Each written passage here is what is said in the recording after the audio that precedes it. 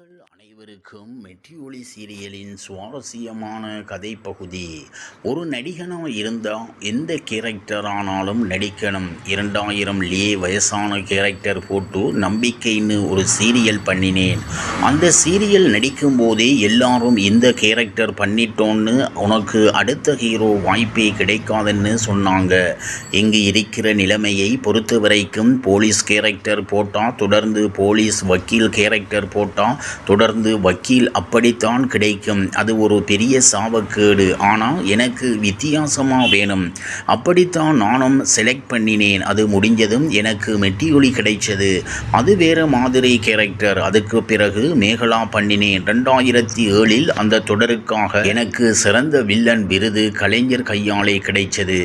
அக்கறை சீமையிலே படம் ரிலீஸ் ஆகி 2 மாதம் ஆன சமயம் தூர்தர்ஷனில் 2 எபிசோடில் நடிக்கிறதுக்காக கேட்டாங்க.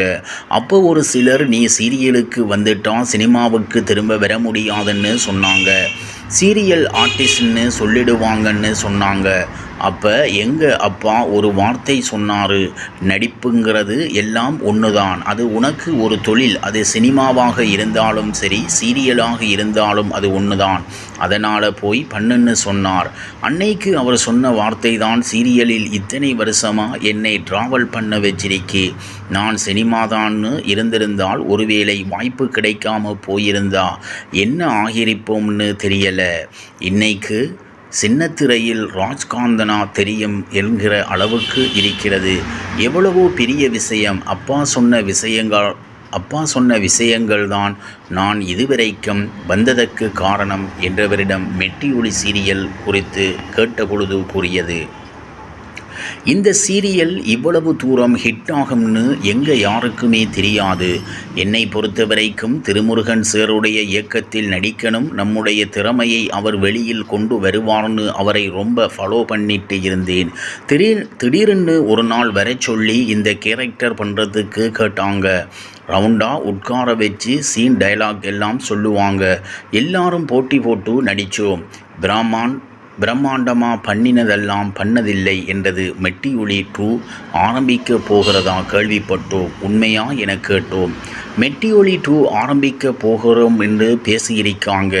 என்கிட்ட பேசினப்ப நாங்கள் எல்லாரும் சொன்ன விஷயம் என்னென்னா, என்னைக்கு ஷூட்டிங்னு சொல்லுங்கள், எப்போ ஆரம்பிக்க போகிறீங்கிறது தான்.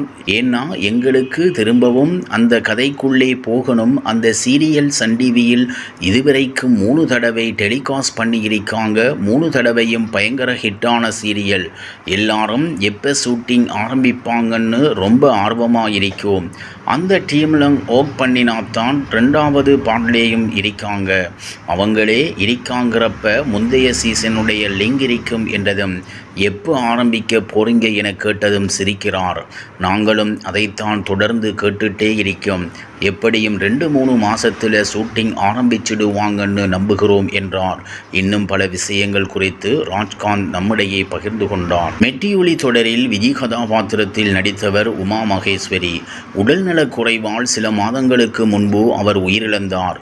மெட்டிஒலி தொடரில் லீலாவாக நடித்திருந்த நடிகை வனஜாவின் உடன் பிறந்த சகோதரிதான் உமா. அவருடைய இறப்பு குறித்து பல வதந்திகள் பரவி வந்த நிலையில் வனஜா அவருடைய யூடியூப் பக்கத்தில் இது குறித்த வீடியோ ஒன்றை பதிவிட்டிருந்தார். அதில் என்னுடைய சேனலுக்காக உமாவை பேட்டி எடுக்க ஆசைப்பட்டேன். யதார்த்தமான கலந்துரையாடல் மாதிரி அந்த பேட்டி இருக்கட்டும்னு நினைச்சி அவகிட்ட பர்மிஷன் கேட்டேன். அவளை பற்றிய விஷயங்கள் யாருக்கும் தெரியக்கூடாதுன்னு நினைப்பா. அதனால் அவள் சார்ந்த விஷயங்கள் எதுவாக இருந்தாலும் அவகிட்ட பர்மிஷன் கேட்காம பண்ண மாட்டேன். அவகிட்ட கேட்டப்போ உடம்பு சரியானதும் கண்டிப்பாக பண்ணலாம்னு சொல்லியிருந்தா. ஆனால் இப்படி இந்த நிலையில் அவளை பற்றி வீடியோ பண்ணுவோம்னு கொஞ்சமும் நினைக்கவே இல்லை. ரொம்பவே கஷ்டமாக இருக்கி. உமா எங்க கூடவே இருக்கிறாகத்தான் நான் நினைக்கிறோம். என்னை விட 2 வயசு சின்னவள். எங்கே போனாலும் நாங்கள் 2 பேரும் சேர்ந்துதான் போவோம். உமா சின்ன வயசில் இருந்தே இது எனக்கு பிடிக்கலைன்னு எதுவுமே ஓப்பனாக பேச மாட்டான். திருமணத்துக்கு பிறகு சந்தோஷமாக அவள் வாழ்க்கையை கொண்டு போனான். குழந்தை இல்லைங்கிற வருத்தம் மட்டும் அவளுக்கு இருந்துச்சு. டெஸ்ட் பண்ணி பார்த்ததில் 2 பேருக்கும் எந்த பிரச்சனையும் இல்லைன்னு தெரிஞ்சது. அவளுக்கு கடவுள் நம்பிக்கை அதிகம். அதனால் கடவுள் எப்போனாலும் எனக்கு கொடுப்பார்னு நம்பிட்டு இருந்தா. 2 பேருமே சந்தோஷமாக குடும்பம் நடத்தினாங்க. அவள் ஆசைப்பட்ட எல்லாம் அவள் லைஃப்பில் அவளுக்கு நடந்துச்சு. அவள் மேலே ஒரு கோபம்தான். நிறைய விஷயங்கள் ஷேர் பண்ண மாட்டா, ரொம்ப யோசிப்பா. அவள் மஞ்சள் காமாலைக்கு ட்ரீட்மெண்ட் எடுத்து அது குணமாயிடுச்சு. அவள் உடம்பு ஒத்துழைக்கலையா என்னன்னு எங்களுக்கே புரியலை. அவள் வீட்டுக்கு போகும்போது எவ்வளவு ஆசைகள் கனவுகளோடு அவள் வாழ்ந்திருக்கான்னு தெரியுது. இவ்வாறாக மெட்டி ஒலி சீரியலின் சுவாரஸ்யமான கதைப்பகுதி செல்கிறது. இனி சுவாரஸ்யம் உங்களை காத்திருக்கிறது. மீண்டும் சந்திப்போம்.